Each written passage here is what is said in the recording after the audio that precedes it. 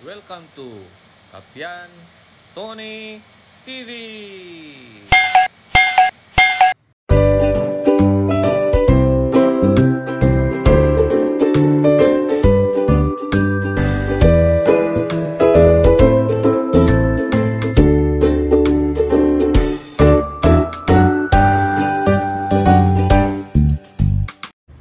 Magandang araw po sa ating lahat. Meron tayong gagawin ngayon. Ito, Hanabishi electric pan. Nagawa na natin ito ng mga 5 months ago, mga kaibigan. Ang ginawa natin noon ay ginawa natin ng preventive maintenance, lagyan natin ng langis yung mga bushing. Pero ngayon, titingnan natin, isasaksak ko sa outlet.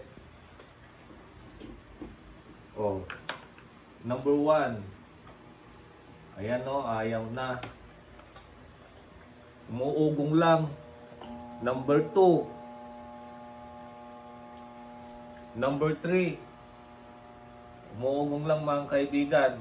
Posibleng magpalit na tayo ng bushing itong electric pan na ito.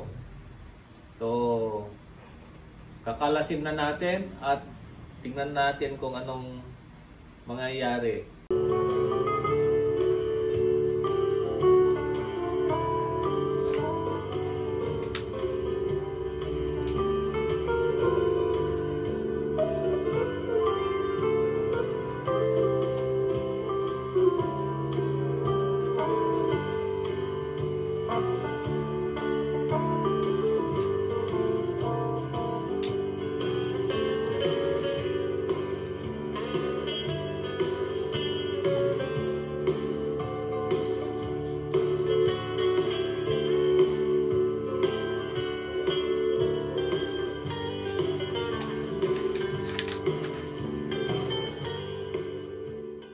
Kakalasin na natin itong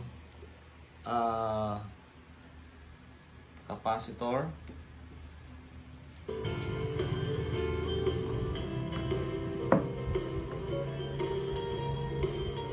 Yan. Tapos itong swing arm niya.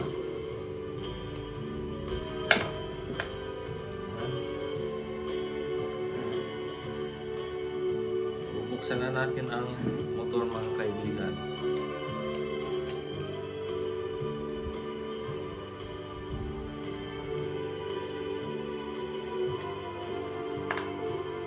Okay. So, bubuksan na natin ang motor.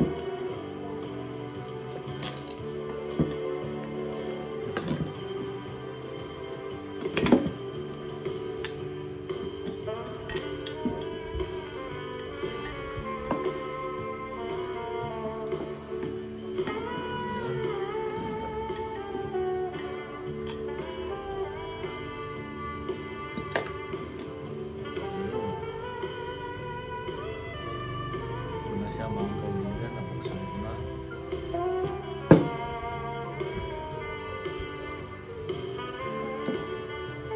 Tatanggalin natin itong mga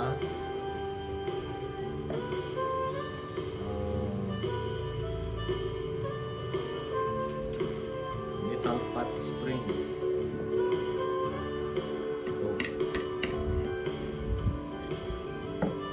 Testing natin kung maluwag nga ba itong mga ano.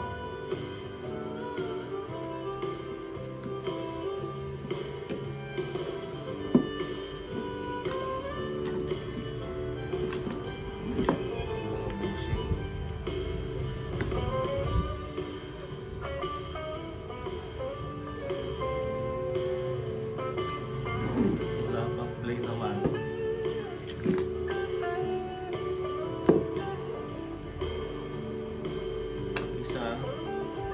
Maluwag na itong isa. Ayan mga kaibigan.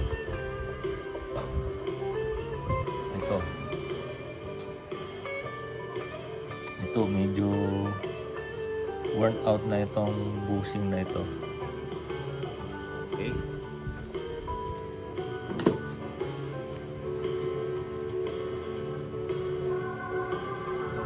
sikwatin natin ito mga kaibigan.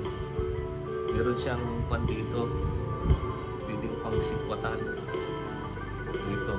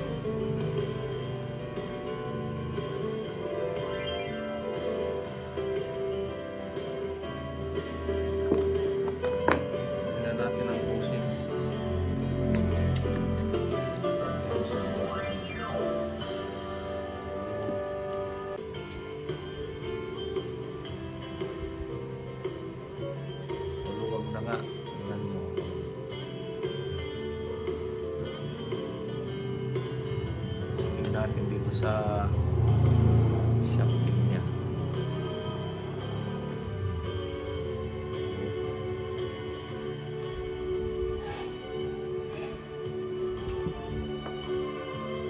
Meron tayong bushing dito mga kaibigan. Titingnan natin kung tama siya.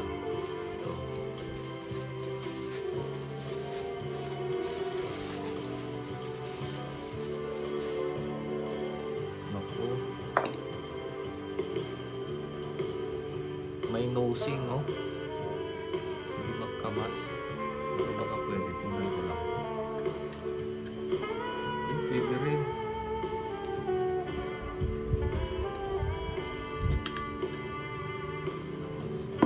Tama rin mga kaibigan. Ito, oo. So,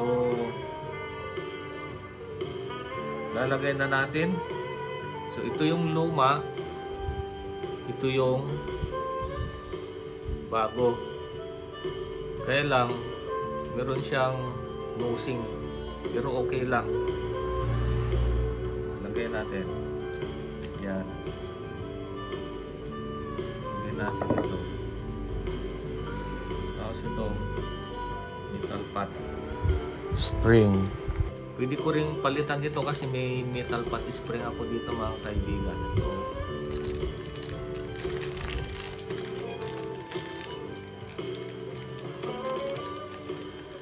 natin kung parehas lang sila ng laki.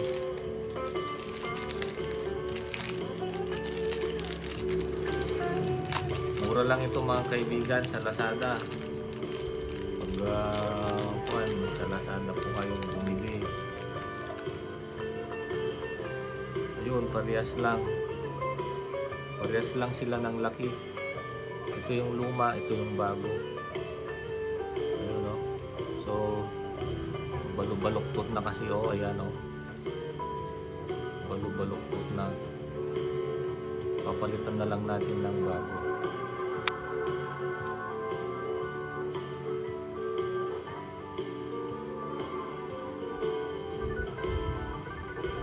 Gamitan natin ng socket wrench mga kaibigan.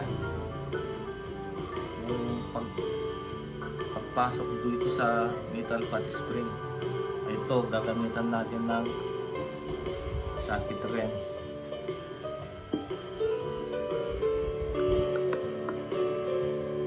Okay. Ready, 1, 2.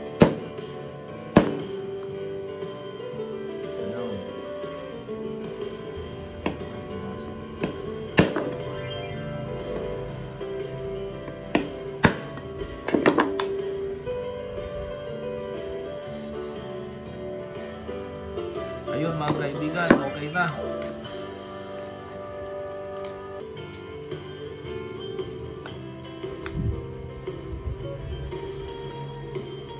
Ito mga kaibigan, oh.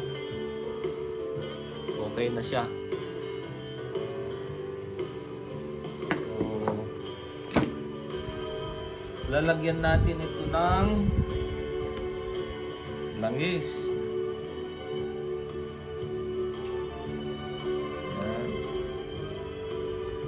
din ito. Hindi ko na papalitan ito. Okay pa yung nasa loob.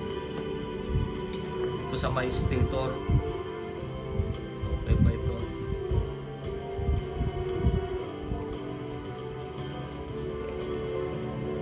Yan, lagyan natin ng langis. Tapos, siyempre, lihain natin itong shafting. Bago natin ilagay. Kasi medyo nangitim na dito sa kabila. Lihain natin.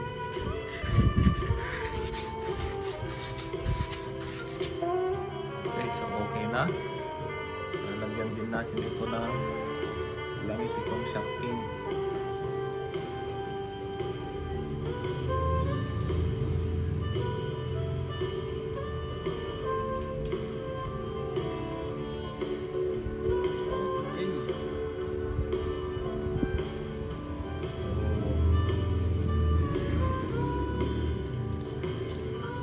Unahin muna natin dito sa may stator.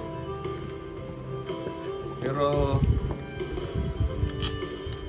i-check ko muna mga kaibigan yung clearance mamaya. So ito mga kaibigan, check na lang natin yung clearance muna bago natin ilagay ito mga screw. Ayan. Titingnan natin yung clearance dito. Ayan o. So meron siyang clearance na 2 mm. okay na yun mga kaibigan. So maglalagay na tayo ng mga screw.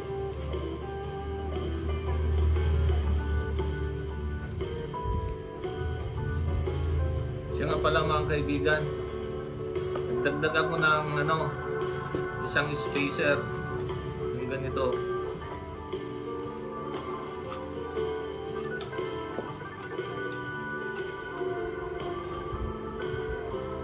Yan, nagdagdag ako ng ganito kasi kanina medyo yung clearance niya medyo maluwang, dinagdagan ko ng isang spacer. Yan. Lagay lang tayo ng mga screw. Last screw. Tapos bago natin isulpak sa stand, testing muna natin kung may ikot. Kung okay siya.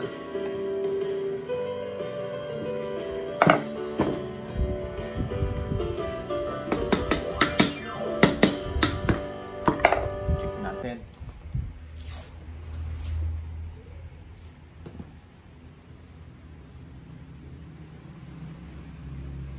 Ayan mga kaibigan. Saksak natin sa outlet. Okay. So, kikita nyo ito. Number 1. Ayun na, gumana na mga kaibigan. So, kanina umuugong lang siya. Number 2. Yan. Number 3. So, okay na. Pwede na nating ilagay sa stand kasi okay na mga kaibigan. I-assemble muna natin dito lahat bago natin ilagay sa stand.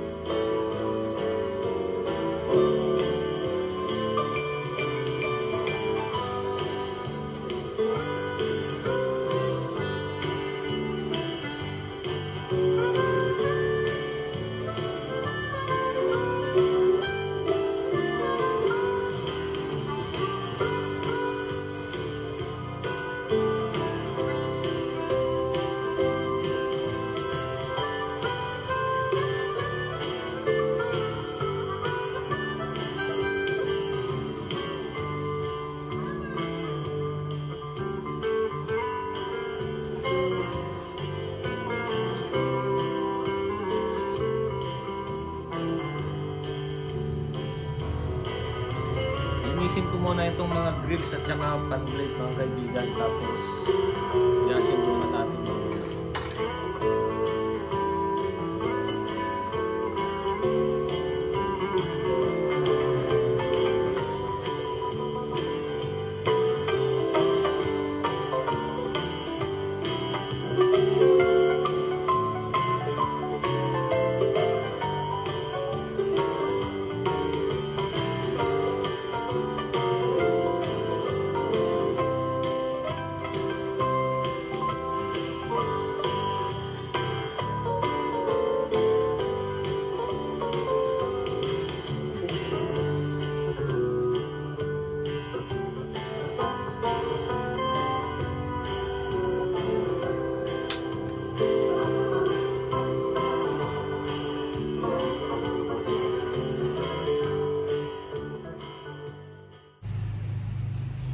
Okay. Tapos na mga kaibigan. So, testingin na natin. Ayan. Ayan.